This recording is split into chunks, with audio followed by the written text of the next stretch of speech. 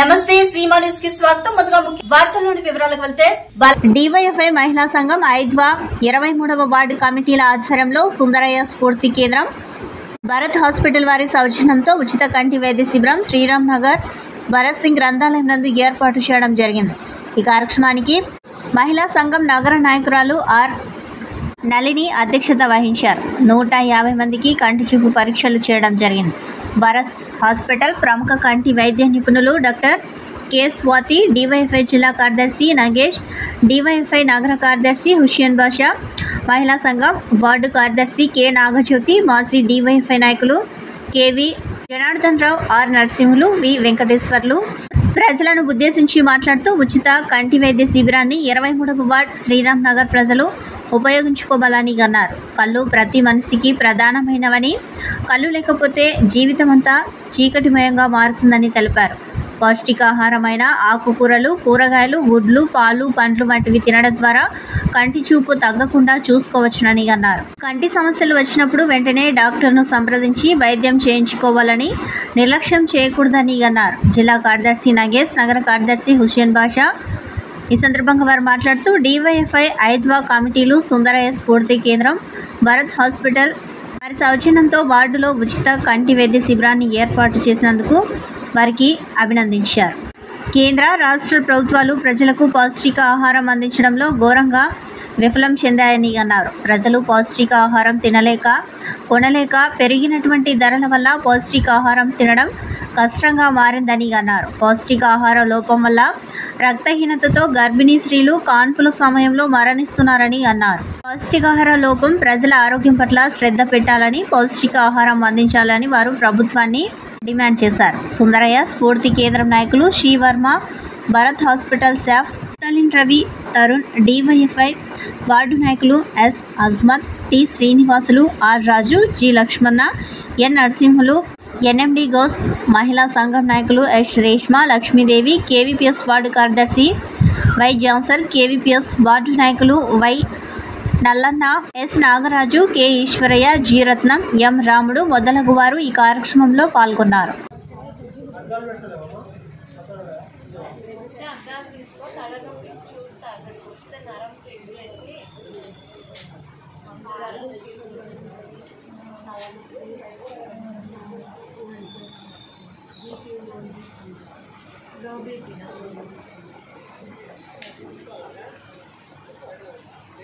ఇక్కడ మనకి టెంపరీ టెస్టులు చేసి ఏదైనా ఉంది చేస్తారో దీనికి పరిష్కారం ఉంటుందని ఇక్కడ చెప్తారు. ఇంకా ఏమైనా అంటే కూడా క్లినిక్లో, మన భరత్ క్లినిక్ సార్ వాళ్ళ క్లినిక్లో కూడా ఇంకా మంచి వైద్యం ఉంటుంది.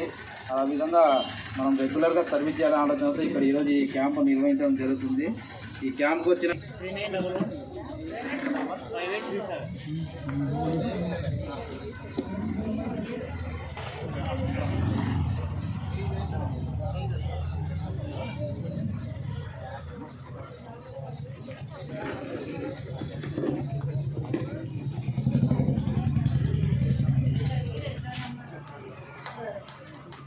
రాష్ట్ర ప్రభుత్వం ఆదేశాల మేరకు వనం కార్యక్రమాన్ని మున్సిపల్ ఆధ్వర్యంలో చేపట్టిన అధికారులు. ఈ కార్యక్రమానికి ముఖ్య అతిథిగా విచ్చేసిన డోన్ ఎమ్మెల్యే కోట్ల సూర్యప్రకాష్ రెడ్డి వనం కార్యక్రమంలో భాగంగా మొక్కలు నాటే కార్యక్రమంలో పాల్గొన్నారు. కోట్ల సూర్యప్రకాష్ రెడ్డి మాట్లాడుతూ ప్రతి ఒక్కరూ ఇంటి ముందు మొక్కలు నాటుకొని పర్యావరణాన్ని కాపాడుకోవాలని సూచించారు.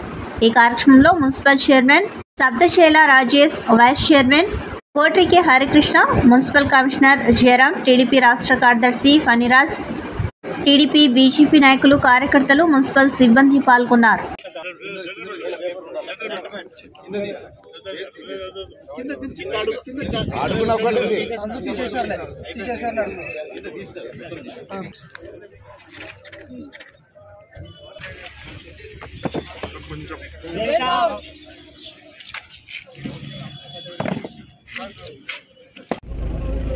మా ముఖ్యమంత్రి గారు, డిప్యూటీ ముఖ్యమంత్రి గారితో కలిసి కూడా మనం కింద ప్రోగ్రామ్ ఇచ్చారు.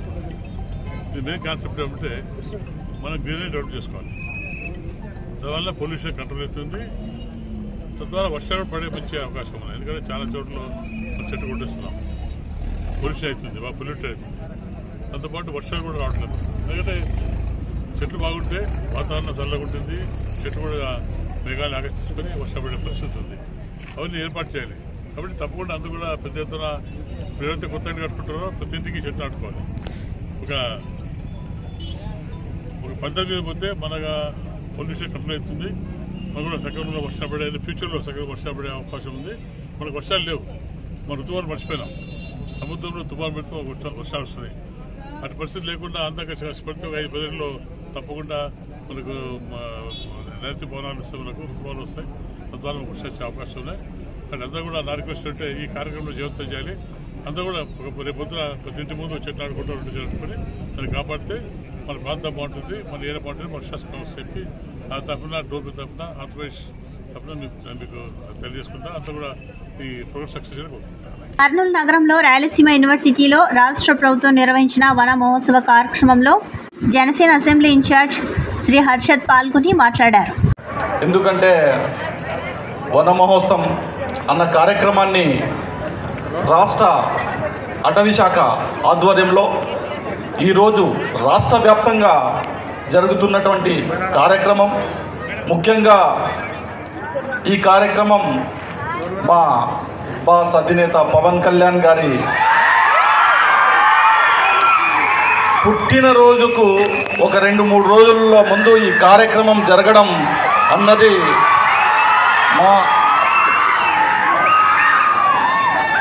మా అధినేత గారి పుట్టినరోజు వారవస్థల్లో ఈ కార్యక్రమం జరగడం చాలా సంతోషం. ఎందుకోసమంటే పవన్ కళ్యాణ్ గారి గురించి మాట్లాడాలంటే ఒక రోజు సరిపోదు. ఆయన ఆలోచన విధానం ఏ విధంగా ఉంటుందంటే అమ్మకన్నా 10 ప్రేమ, నాన్నకన్నా 100 ప్రేమ, ఓ చెట్టు నీడ కన్నా కమ్మదనం. అతని ఆలోచనలు వేరు, ఆయన స్థాయి కూడా వేరు. కర్నూలు మండల వ్యవసాయ అధికారి విశ్వనాథ్పై చర్యలు తీసుకోవాలని కొంగన్పాడు, ఎర్రగుడి, రామకృష్ణాపురం, పంచలింగాల గ్రామ రైతులు కలెక్టర్ కార్యాలయం ముందు ధర్నా చేశారు. కర్నూలులోని పవన్ ట్రేడర్స్ లక్ష్మయ్య షాప్లో గత 20 సంవత్సరాల నుంచి విత్తనాలు కొనుగోలు చేస్తున్నామని ఎలాంటి నష్టం జరగలేదని రైతులు తెలిపారు. వ్యవసాయ అధికారి విశ్వనాథ్ 2020 సంవత్సరంలో విత్తనాలు కొనుగోలు చేసేందుకు వచ్చిన రైతులను దౌర్జన్యంగా బయటకు పంపారని రైతులు తెలిపారు. దీంతో తెలంగాణ రాష్ట్రానికి వెళ్లి విత్తనాలు తీసుకొని పంట వేస్తే తీవ్రంగా నష్టపోయామని రైతులు తెలిపారు. ప్రస్తుతం విశ్వనాథ్ విజిలెన్స్ శాఖలోకి వస్తే విత్తన డీలర్లను ఇబ్బందులకు గురి చేస్తున్నారని అధికారులు స్పందించి విశ్వనాథ్పై చర్యలు తీసుకోవాలని రైతులు కోరారు.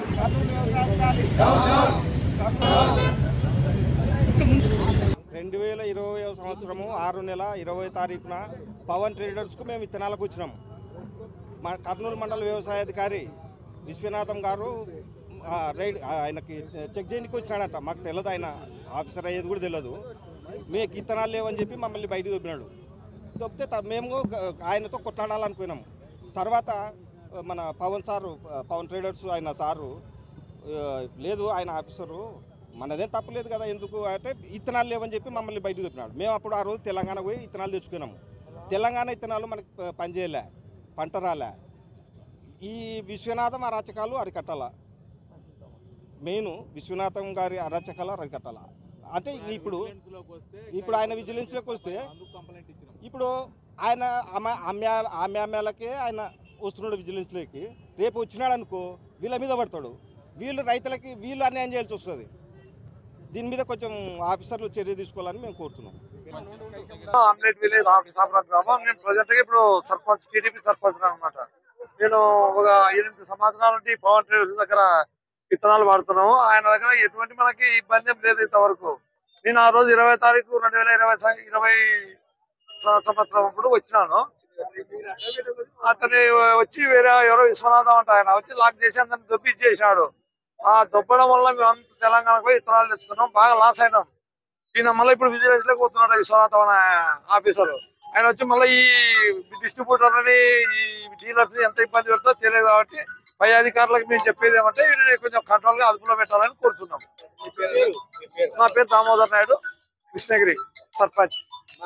ముఖ్యమంత్రి నారా చంద్రబాబు నాయుడు కృషి వల్లే పాణ్యం నియోజకవర్గంలోని ఓర్వకల్ ఇండస్ట్రియల్ హబ్గా అభివృద్ధి చెందిందని పాణ్యం ఎమ్మెల్యే గౌరీ చరితారెడ్డి తెలిపారు. కర్నూలులోని ఎమ్మెల్యే ఇంట్లో నిర్వహించిన మీడియా సమావేశంలో ఆమె మాట్లాడుతూ ఎన్నికల సమయంలో రాష్ట్ర ప్రజలు అభివృద్ధిని కోరుకొని కూటమి ప్రభుత్వాన్ని గెలిపించారని ఆమె తెలిపారు. ప్రజలకు ఇచ్చిన హామీలలో భాగంగా ఓర్వకల్ను ఇండస్ట్రియల్ హబ్గా ప్రకటించి నిధులు సైతం కేటాయించడం జరిగిందని తెలిపారు. గత ప్రభుత్వంలో పరిశ్రమల అభివృద్ధికి నోచుకోలేదని కేవలం రియల్ ఎస్టేట్ దందాలు భూ కబ్జాలు జరిగాయని ఎమ్మెల్యే తెలిపారు. ఓర్వకల్లు ఇండస్ట్రియల్ హబ్ కోసం కేంద్ర ప్రభుత్వం 2,780 కోట్ల నిధులు కేటాయించినందుకు ప్రధానమంత్రి నరేంద్ర మోదీకి, ముఖ్యమంత్రి నారా చంద్రబాబు నాయుడుకి, ఉప ముఖ్యమంత్రి పవన్ కళ్యాణ్కు ఆమె కృతజ్ఞతలు తెలిపారు. ఓర్వకల్ ఇండస్ట్రియల్ హబ్గా ఏర్పడడం వల్ల పరోక్షంగా లక్షల మందికి, ప్రత్యక్షంగా 45,000 మందికి ఉద్యోగ అవకాశాలు ఏర్పడతాయని ఎమ్మెల్యే తెలిపారు. జరగబోతా ఉంది కాబట్టి నేను ఈ సందర్భంగా వీరికి ప్రత్యేకంగా ధన్యవాదాలు తెలియజేసుకుంటున్నా. ఏది ఏమైనప్పటికీ గత ప్రభుత్వము పూర్తిగా విస్మరించింది. గత 5 ఏళ్లలో కూడా ఎన్నో చేయొచ్చు, కానీ వాళ్ళు ఏమీ చేయలేకపోయినారు. ఈ ప్రభుత్వం వచ్చిన తర్వాతనే ఈ వెంటనే 50 రోజుల్లోనే వీటిపై అడుగులు వేయడం చాలా సంతోషించదగ్గ విషయము. కాబట్టి ముందు ముందు కూడా ఇంకా ఎన్నో పరిశ్రమలు, ఇంకా ఎంతో డెవలప్మెంట్ అవుతుంది. మనం గతంలో మన ఆంధ్రప్రదేశ్ అభివృద్ధి చెందిన రాష్ట్రాల్లో ఒకటిగా ఉండేది, కానీ ఈ గత ప్రభుత్వం వల్ల చాలా వెనక్కిపోవడము మనం చూసాము. కాబట్టి ఇప్పుడు అలా కాకుండా మనకందరికి, అంతేకాకుండా ముఖ్యంగా అమరావతి నిర్మాణానికి కూడా నిధులు కేటాయించడం జరిగింది. పోలవరం నిర్మాణానికి నిధులు కేటాయించడం జరిగింది సెంట్రల్లో. దీనికి మన వెనుకబడిన రాయలసీమ ప్రాంతానికి అయితేనేమి, అలాగే ఉత్తరాంధ్ర జిల్లాలతో పాటు ప్రకాశం జిల్లాకు కూడా నిధులు మంజూరు చేసిన ఘనత మన కేంద్రం ఇస్తా ఉంది. కాబట్టి ప్రింట్ అండ్ ఎలక్ట్రానిక్ మీడియాలలో పనిచేస్తున్న అర్హులైన జర్నలిస్టులందరికీ 3 సెంట్ల స్థలాలు, పెన్షన్ సౌకర్యం కల్పించాలని, ప్రైవేట్ పాఠశాలలో జర్నలిస్టు పిల్లలకు ఉచిత విద్య ఇవ్వాలని ఫోటో వీడియో జర్నలిస్ట్ అసోసియేషన్ జిల్లా అధ్యక్షులు మీసాల రామస్వామి రాష్ట్ర ప్రభుత్వాన్ని కోరారు. ఈరోజు కర్నూలు కలెక్టర్ కార్యాలయంలో డిఆర్ఓ సుదర్శన్ రావుకు జర్నలిస్టుల సమస్యలను పరిష్కరించాలని వినతిపత్రం అందజేశారు. ఫోటో వీడియో జర్నలిస్ట్ అసోసియేషన్ జిల్లా అధ్యక్షులు మీసాల రామస్వామి మాట్లాడుతూ ఆంధ్రప్రదేశ్ రాష్ట్రంలో ప్రభుత్వాలు మారుతున్నాయని, జర్నలిస్టుల సమస్యలు పరిష్కారం కావడం లేదని, జర్నలిస్టుల సమస్యల పట్ల రాష్ట్ర ప్రభుత్వం చొరవ చూపాలని కోరారు. ప్రెస్ క్లబ్ నిర్మాణం చేపట్టాలని, రైల్వే పాస్లను పునరుద్ధరించాలని, హెల్త్ కార్డులను అన్ని ప్రైవేట్ హాస్పిటల్లో వర్తింపునకు చర్యలు తీసుకోవాలని కోరారు. ఈ కార్యక్రమంలో ఐజాగ్ రవి, శ్రీను, రవిశంకర్, సుధాకర్ తదితరులు పాల్గొన్నారు. ప్రింట్ ఎలక్ట్రానిక్ మీడియాలో పనిచేస్తున్న జర్నలిస్టుల పిల్లలకు ఉచిత విద్య ఇవ్వాలని చెప్పేసి మేము అనేక మార్లు ధర్నాలు అయితేమి, అర్జీలు ఇవ్వడం అయితేమి జరుగుతుంది. అయితే ప్రభుత్వాలు మారుతున్నాయి, కానీ మా సమస్య ఎక్కడేసిన గొంగలు ఎక్కడైనా చందంగా అయితే ఉంది. కనుక మేము ముఖ్యంగా తెలియజేయడం ఏమంటే, జర్నలిస్టులు ఇటు కరోనా టైంలో కానీ ఇప్పుడు కానీ ఆర్థికంగా కాస్త ఇబ్బందులు పడుతున్న మాట వాస్తవమే. అయితే మేము వార్తల సేకరణ పథకంలో అయితే వార్త సేకరించడంలో ఎక్కడికి వెళ్ళినా మేమైతే వార్తను సరైన సమయంలో ప్రజా సమస్యలను ఎప్పటికప్పుడు ప్రభుత్వం దృష్టికి తీసుకెళ్లడంలో కానీ, అలాగే ఆ ప్రజా సమస్య పరిష్కారానికి మేము మా వంతుగా మేము కృషి చేస్తున్నాము. కనుక రాష్ట్ర ప్రభుత్వానికి మా సమస్యలు, జర్నలిస్టుల సమస్యలు కొన్ని ఆల్రెడీ డిమాండ్ రూపంలో ఇచ్చాము. మా పిల్లలకు ఉచిత విద్య అయితేమి, ఒక 3 సెంట్ల స్థలం అయితేమి, ఒక ప్రెస్ క్లబ్ అయితేమి, ఒక పెన్షన్ అయితేమి, ఇలాంటివి అనేక సమస్యలు వినత పత్ర రూపంలో ఇచ్చాము. ప్రభుత్వం ఇప్పటికీ మా సమస్య పట్ల ఎలాంటి చర్యలు తీసుకోలేదు. కనుక తక్షణమే జర్నలిస్టుల సమస్యల పరిష్కారానికి చర్యలు తీసుకోవాలని, అలాగే మా పిల్లలకు ప్రైవేట్ పాఠశాలలో ఉచిత విద్య ఇవ్వాలని, మేము జర్నలిస్టుల పిల్లలకు ఉచిత విద్య ఇచ్చేలాగా రేపు సీఎం గారు నిర్ణయం తీసుకొని అనౌన్స్మెంట్ చేయాలని చెప్పేసి మేము ముఖ్యమంత్రి చంద్రబాబు నాయుడు గారికి వినతి పత్రం ద్వారా కోరుతున్నాం. కర్నూలు జిల్లా ఆలూరు పోలీస్ స్టేషన్ ముందు ఉద్రిక్తత. సిపిఐ రాష్ట్ర కార్యదర్శి కె రామకృష్ణ సోదరుడు భూపేష్పై దాడి.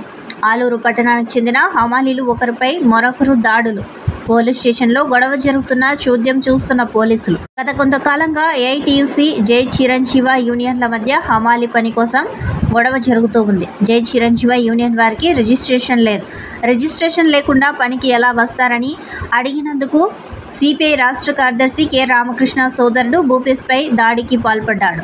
ఆ గొడవ కాస్త తారాస్థాయికి చేరడంతో ఒక వర్గం వారు మరో వర్గం వారిపై దాడి చేయడంతో ఉద్రిక్తత చోటు చేసుకుంది.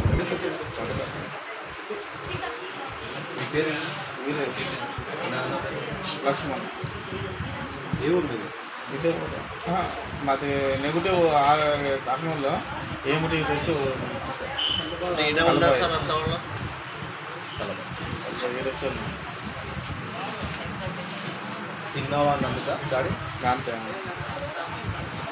ప్రకృతిలో భాగమైన చెట్లను కాపాడుకోవాల్సిన బాధ్యత మనందరి మీద ఎంతగానో ఉందని పాణ్యం శాసనసభ్యులు గౌరీచంద్రారెడ్డి పేర్కొన్నారు. శుక్రవారం స్థానిక రాయలసీమ విశ్వవిద్యాలయంలో వన మహోత్సవం 2024కు సంబంధించి ఆంధ్రప్రదేశ్ ప్రభుత్వం అటవీశాఖ ఆధ్వర్యంలో అమ్మ పేరుతో ఒక మొక్క నాటండి కార్యక్రమంలో పాణ్యం శాసనసభ్యులు గౌరీచంద్రారెడ్డి, జిల్లా అటవీశాఖ అధికారి P Shyamala, Rayalaseema university registrar doctor K Venkateswarlu పాల్గొన్నారు. ఈ సందర్భంగా పాణ్యం శాసనసభ్యులు గౌరీచంద్రారెడ్డి మాట్లాడుతూ రాష్ట్ర ప్రభుత్వం వన మహోత్సవ కార్యక్రమం ద్వారా పచ్చదనాన్ని పెంపొందిస్తుందని అన్నారు. ఈ కార్యక్రమంలో భాగంగా పెద్ద ఎత్తున మొక్కలు నాటడం జరిగిందని, వీటిని నాటడమే కాక వాటి సంరక్షణ కూడా మనం తీసుకోవాలని అన్నారు. ప్రపంచంలో చాలా జీవరాశులు చెట్ల మీద ఆధారపడి జీవిస్తున్నాయని అన్నారు. మనుషులు విడుదల చేసే కార్బన్ డైఆక్సైడ్ను అవి తీసుకొని మనకు అవసరమైన ప్రాణవాయువును చెట్లు అందజేయడం జరుగుతుందని అన్నారు. గతంలో మన రాష్ట్ర ముఖ్యమంత్రి నారా చంద్రబాబు నాయుడు యుద్ధ ప్రాతిపదికన చెట్ల పెంపకంలో చిన్నారులను కూడా భాగస్వామ్యం చేయడం జరిగిందని తెలిపారు. ఈసారి అమ్మ పేరుతో మొక్కను నాటడం వల్ల వారు ఆ మొక్కను రక్షించే బాధ్యతను తీసుకోవడం జరుగుతుందని అన్నారు.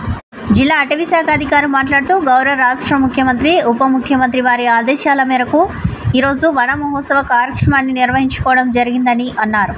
ఈ కార్యక్రమం వల్ల మన రాష్ట్రంలో 29% గ్రీన్ కవర్ను 50% పెంచే దిశగా వన మహోత్సవ కార్యక్రమానికి రాష్ట్ర వ్యాప్తంగా శ్రీకారం చుట్టడం జరిగిందని అన్నారు. కర్నూలు జిల్లా భౌగోళిక విస్తీర్ణంలో కేవలం 4% మాత్రమే అడవులు విస్తరించి ఉన్నాయని, అటవీ వెలుపల గ్రీన్ కవర్ 1.8% మాత్రమే ఉందని అన్నారు. Rayalaseema university registrar doctor K Venkateswarlu, engineering కళాశాల principal Y Hariprasad Reddy, dean of examinations PV Sundaranand, professor Viswanath Reddy, NSS coordinator Nagaraju, green coordinator Rajasekhar, రాజకీయ పార్టీ ప్రతినిధులు హర్షద్, రాంబాబు, చిన్నారులు, విద్యార్థులు తదితరులు పాల్గొన్నారు.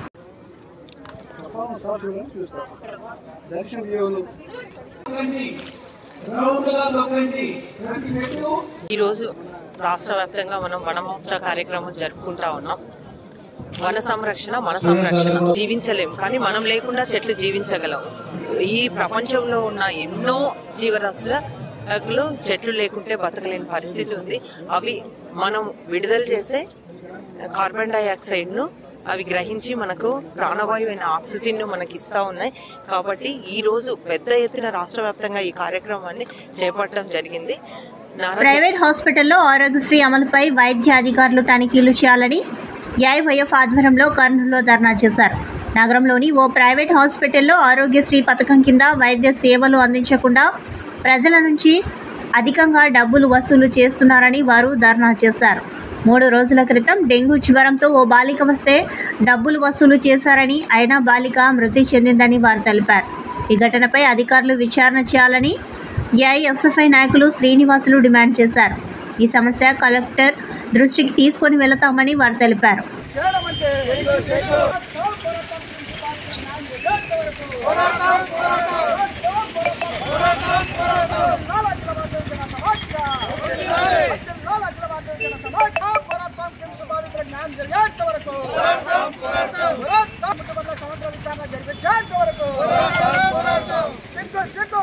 ఏఐవైఎఫ్ ఆధ్వర్యంలో కిమ్స్ హాస్పిటల్ ముందర ఆందోళన చేస్తూ ఉన్నాం.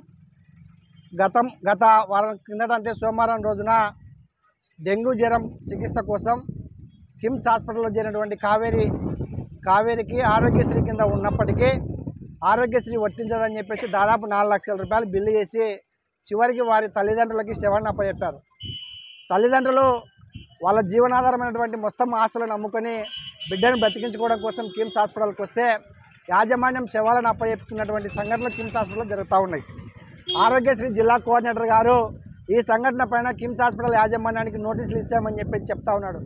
అయితే ఇలాంటి సంఘటనలు వెలుగు చూసినప్పుడు మాత్రం నోటీసులు వేయడం కాదు, కిమ్స్ హాస్పిటల్లో ఏం జరుగుతుందో ప్రతిరోజు ఏం జరుగుతుందో అని చెప్పేసి పర్యవేక్షణ చేయాలని చెప్పేసి మేము ఏఐసెఫ్గా డిమాండ్ చేస్తూ ఉన్నాం. ఎందుకంటే కిమ్స్ హాస్పిటల్లో పిఆర్ఓల ద్వారా లేకపోతే ఆర్ఎంపీ డాక్టర్ల ద్వారా గ్రామీణ ప్రాంతాల నుంచి ఆరోగ్యం బాలైనటువంటి వారిని ఫస్ట్ ఆరోగ్యశ్రీ కింద జాయిన్ చేయించుకున్న తర్వాత ఆరోగ్యశ్రీ అప్రూవల్ కావాలంటే లేట్ అవుతుందని చెప్పేసి, లేకపోతే పేషెంట్కు సీరియస్గా అవుతూ ఉంది మీరు డబ్బులు కడితే మీకు వైద్యం చేస్తాము తక్కువ డబ్బులు అని చెప్పేసి మినిమం 1 లక్ష రూపాయలు అంటే చెప్పి తీరా ఆపరేషన్ థియేటర్లోకి తీసుకెళ్ళిన తర్వాత లక్షలు వసూలు చేసినటువంటి పరిస్థితులు కిమ్స్ హాస్పిటల్లో వస్తూ ఉన్నాం. నందికొట్కు నియోజకవర్గానికి చెందినటువంటి ఒక ముస్లిం మహిళ గుండె ఆపరేషన్ కోసం ఫస్ట్ ఆరోగ్యశ్రీ కింద వస్తే ఆ మహిళకి ఆరోగ్యశ్రీ కింద దారైతే నాసి రకమైనటువంటి వైద్యం ఉంటుంది, మీకు ప్రాణాలు పోయేటటువంటి పరిస్థితి కూడా ఉంటుంది. కాబట్టి మీకు మెరుగైన వైద్యం కావాలంటే మీరు ఒక 5 లక్షల డబ్బులు చెల్లిస్తే మెరుగైన వైద్యం ఇస్తామని చెప్పి ఆపరేషన్ థియేటర్లోకి తీసుకెళ్ళిన తర్వాత ఈమెకి సీరియస్గా ఉంది, ఎక్కువ రోజులు ఐసీయూలో ఉండాల్సింది వస్తుంది కాబట్టి 15 లక్షలు చెల్లించాలని చెప్పేసి డాక్టర్లు చెప్తే వాళ్ళు చేసేది లేక చివరికి 8 లక్షలు చెల్లించినటువంటి పరిస్థితి ఉంది. కానీ ఆమె చనిపోలేదు కాబట్టి ఆ సంఘటన బయటికి రాలేదు. అంటే ఆరోగ్యశ్రీ కింద రాష్ట్ర ప్రభుత్వం చెప్తా ఉంది 2000 బిల్లు దాటినటువంటి ప్రతి వైద్యానికి ఆరోగ్యశ్రీ కింద ద్వారా బిల్లులు చెల్లిస్తామని చెప్తా ఉంటే మీరెందుకు ఆ విధంగా చర్యలు తీసుకోవట్లేదని చెప్పేసి మేము చెప్తా ఉన్నాం. కాబట్టి ఇప్పటికైనా జిల్లా వైద్య శాఖ అధికారులు స్పందించి కిమ్స్ హాస్పిటల్లో జరిగినటువంటి ఆరోగ్యశ్రీ కింద కాకుండా ఎవరెవరి దగ్గర అయితే డబ్బులు లక్షలు వసూలు చేశారో వాటిపైన చర్యలు తీసుకోవాలని చెప్పేసి మేము డిమాండ్ చేస్తూ ఉన్నాం. మా దగ్గర సోమవారం రోజు స్పందనలో జిల్లా కలెక్టర్ గారిని కలిసాం, వారు కూడా స్పందించకపోతే అవసరమైతే రాష్ట్ర ముఖ్యమంత్రి గారి దృష్టికి కూడా ఈ సమస్య తీసుకెళ్తామని చెప్పేసి తెలియజేస్తా ఉన్నాం. శ్రీనివాసులు, ఏఐవైఎఫ్ జిల్లా అధ్యక్షులు, కర్నూలు. వార్తలు ఇంతటితో సమాప్తం. నమస్కారం.